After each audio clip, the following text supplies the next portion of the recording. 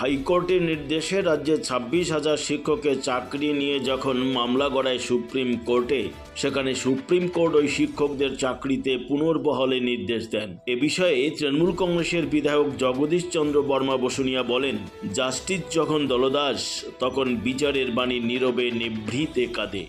শুনুন বিস্তারিত। সুপ্রিম কোর্টের যে রায়, আপনি এই ব্যাপারে কি বলবেন?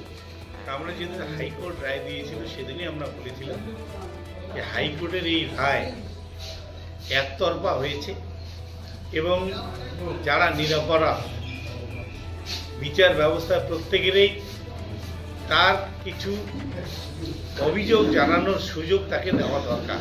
অর্থাৎ আত্মপক্ষ সমর্থনের জন্যে তাদেরকে সুযোগ দেওয়া দরকার, কিন্তু হাইকোর্ট সেই চাকরি প্রার্থীদের যারা চাকরি করতেন তাদের আত্মপক্ষ সমর্থনের কোনো সুযোগ দেননি।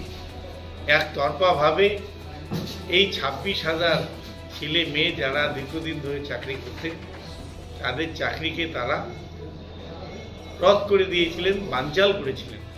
কিন্তু আমরা জানি মহামান্য সুপ্রিম কোর্ট এই রায়ের পুনর্বিবেচনা করবে, যেটা আইনে বলা আছে যে শত অপরাধী শাস্তি পাক, কিন্তু একজন নিরপরাধও যেন শাস্তি না পায়।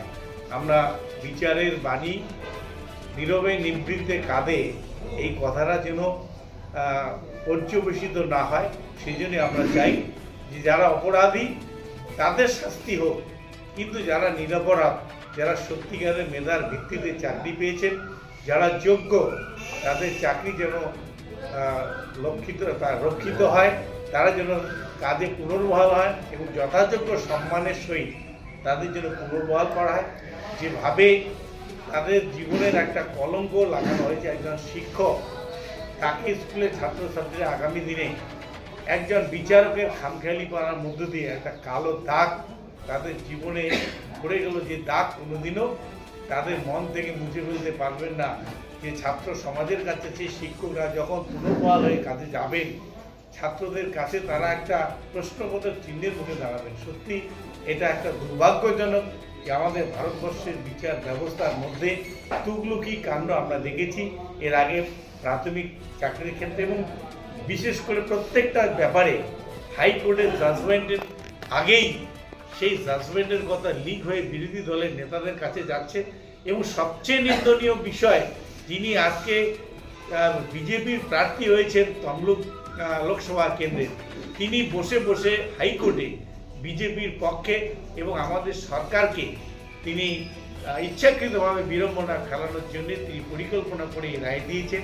আজকে বাংলার মানুষের কাছে সেটা পরিষ্কার যে তিনি জাস্টিস সেই গাঙ্গুলি সাহেব বিচার ব্যবস্থায় বসে একটা দলের দাবেদারি করেছিলেন এবং সেই পুরস্কার হিসাবে তিনি তমলুক কেন্দ্রের আজকে আসনে বিজেপি প্রার্থী। আমরা বাংলার মানুষের কাছে আবেদন করব, সেই দালালি যারা করেছে বিচার ব্যবস্থার মধ্যে থেকে দলের দাবিদারি করছে, তাদের যোগ্য জবাব যাতে বাংলার মানুষ, গণতন্ত্রপ্রিয় মানুষ, শান্তিপ্রিয় মানুষ যাতে দিতে পারেন, এই আবেদন আমি বাংলার মানুষের কাছে রাখি। যে বোম ফাটবে শুভেন্দু অধিকারী বলেছিলেন সেখানে আরও 59,000 চাকরি যাবে এবং 26,000 গেল, এই কথাটা বলেছিল। আপনি সিতাই বিধানসভার বিধায়ক হিসেবে এই ব্যাপারটা কি বলবেন? আমরা তো প্রথমেই বলেছি যে বিজেপি এমন একটা রাজনৈতিক দল যারা মানুষকে মিথ্যা কথা বলে, যারা বলেছিল বছরে 2 কোটি করে বেকার যুবকের চাকরি দেবে, তারা এই 10 বছরে 2 কোটি দূরে থাক 2 লক্ষ বেকার যুবকেরও চাকরি দিতে পারেনি। উল্টো তারা যে লোকগুলো চাকরি করতেন নোটবন্দির ফলে এবং জিএসটির ফলে বিভিন্নভাবে তারা কর্মহারা হয়েছে, নতুন করে বেকারের সৃষ্টি হয়েছে। এই মুহূর্তে ভারতবর্ষের মধ্যে সবচেয়ে বেকারত্বের হার আমরা এই 10 বছরে চরম সীমায় পৌঁছে গেছি। তারপরেও তারা যারা চাকরি করেন ইচ্ছাকৃতভাবে তাদের চাকরি খাওয়ার জন্য তারা পরিকল্পনা করছে, কিন্তু মানুষ এর রায় দেবে এবং আগামী 4 জুন মানুষের রায়ে বিজেপি কেন্দ্র থেকে বিদায় নেবে এবং তার প্ল্যাটফর্ম তৈরি হয়েছে।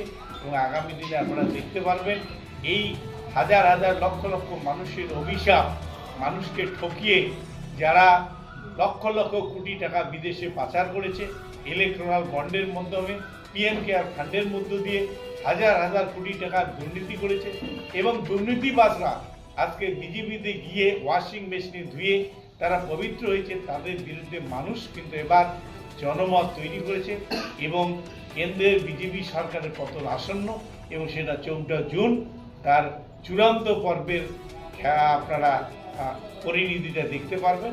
এইটুকু আমি আপনাদের কাছে জানাচ্ছি। ধন্যবাদ।